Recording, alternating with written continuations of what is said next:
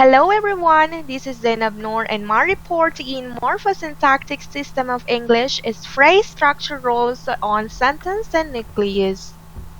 In this lesson, you are expected to discuss different phrase structure rules on sentence and nucleus, provide examples for different phrase structure rules, and draw subtree diagrams for specific phrase structure rules. Let us have our short introduction first.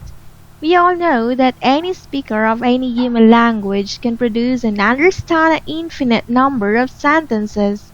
For example, the cat chased the mouse. The cat chased the mouse that ate the cheese. The cat chased the mouse that ate the cheese that came from the cow. Or it can be, the cat chased the mouse that ate the cheese that came from the cow that grazed in the field. In each case, the speaker could continue creating sentences by adding another adjective, prepositional phrase, or any other relevant phrase. And the rules of syntax combine words into phrases and phrases into sentences. And among other things, the rules specify the correct word order for language. For example, English is a subject, verb, object, or SVO language. In phrase structure rules, the rules of syntax specify the grammatical relations of a sentence, such as subject and direct object. In other words, they arrange information according to who is doing what to whom. So we will focus on the following rules.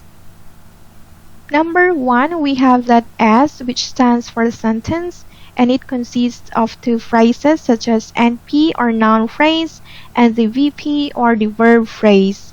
For the sentence, we have the English teacher gave the test on Monday, and we break it into two phrases such as the noun phrase, we have the English teacher, and our verb phrase is gave the test on Monday. For the number 2, we will elaborate the noun phrase, and it consists of determiner, adjectival phrase, and the noun. For the determiner, we have the, and the adjective phrase, we have English, and for the noun, we have teacher. And for the number 3, we have VP or verb phrase, which consists of verb.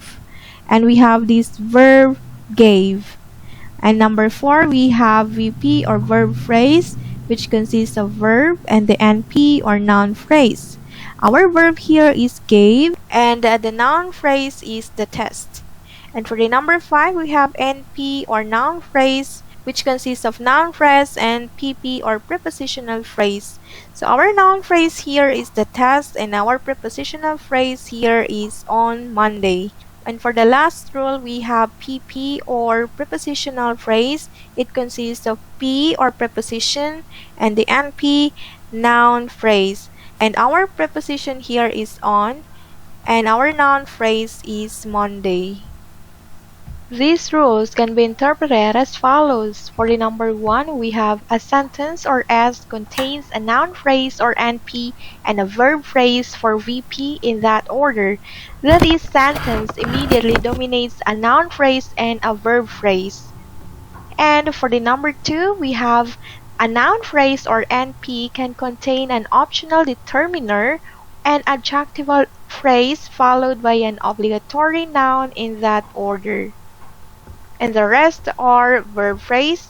Number 3, verb phrase can consist of verb, only a verb if the verb is intransitive. And the next is verb phrase can consist of verb plus PP or prepositional phrase. A verb followed by a prepositional phrase if the verb is intransitive. And for the number 4, we have verb phrase can consist of verb plus NP or noun phrase.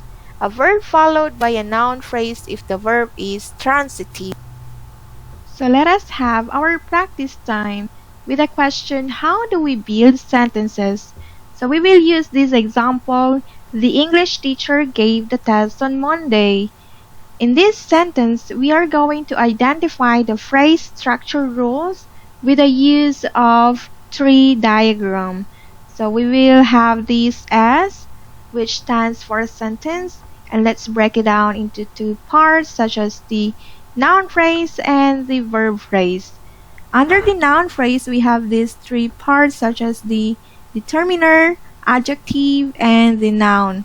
For the determiner, we have the, and the adjective, we have English, and for the noun, we have teacher. And for the verb phrase, we have these two parts, such as the verb as well as the noun phrase. For the verb, we use this, or we put gave, and for the noun phrase, we divide it into two parts, such as the NP or noun phrase and the PP or prepositional phrase. For the NP or noun phrase, we have determiner and the noun. Our determiner is the, and for the noun, we have test. For the PP or prepositional phrase, we have preposition on, and we also have noun phrase. Under that, we have noun and then Monday. Okay, so this is the rule of the phrase structure rule in a sentence using the tree diagram. Okay, we have that the English teacher gave the test on Monday. So let's take a look about the phrase structure rules on sentence and nucleus in Introduction to Linguistics. Vocabulary items are comparable to atoms of physical matter. Atoms do not combine into molecules just because they happen to be next to each other. Rather, their combinatorial possibilities are governed by their internal structure. For some assertions, sentences have hierarchical constituent structure, and each constituent in a sentence belongs to a specific syntactic category, and the category constituent structure of sentences can be represented in a form of a phrase marker. So what do phrase markers consist of? We have this NP for noun phrase, then under that we have T or determiner, then AP or adjectival phrase, then we also have N for noun, and PP for prepositional phrase. Okay, so we also have these three structure of phrase markers. First, heads, next, specifiers, and the third one is complements. The first one is heads. Phrases are built around a nucleus called the head, the obligatory nucleus around which a phrase is built. So we have this noun phrase, which is head is the noun, and the verb phrase, which is head is the verb. Okay, so let's check it out, the NP and VP. For the NP or noun phrase, we have this determiner and the noun. The determiner is the, and for the noun, we have books. Okay, so for the verb phrase, we have that V or verb, and we can use goes. And for the prepositional phrases, we can say in the dome, and for the adjectival phrases, we can have very difficult. Okay, so that's the structure rule of heads or phrases that are built around a nucleus, or we can call it as head. Number 2 is specifiers. Semantically, they help to make the meaning of a head more precise. Syntactically, they typically mark a phrase boundary. In English, for example, they occur to the left boundary or beginning of their respective phrases. And the syntactic category of the specifier differs depending on the category of the head. So we have these some specifiers, category, typical function, and examples. For the category, we have determiner, qualifier, and degree word. For the determiner, we have specifier of noun, for example, the, a, this, those, and no. And for the qualifier, we have specifier of verb, which is never, perhaps, often, always. And we have degree word, the specifier of adjective or preposition. We can have very, quite, more, almost. The number 3 is complements. These elements, which are themselves phrases, provide information about entities and locations whose existence is implied by the meaning of the head. For example, our sentence here is, a vegetarian would never eat a hamburger in the house. So let us identify the word phrase, which is the head, we have that it. Okay, so for the noun phrase which complement naming the thing eaten, which is the direct object, so we use that determiner and a noun. We have determiner a and a noun hamburger. Okay, so for the prepositional phrase, we use head. Okay, we use that in as a head. And then for the noun phrase which complement naming a location, we have determiner the and the noun house. So let us have our practice time. We have this noun phrase and the prepositional phrase. For the noun phrase, we break it down into two parts, which are the determiner and the noun.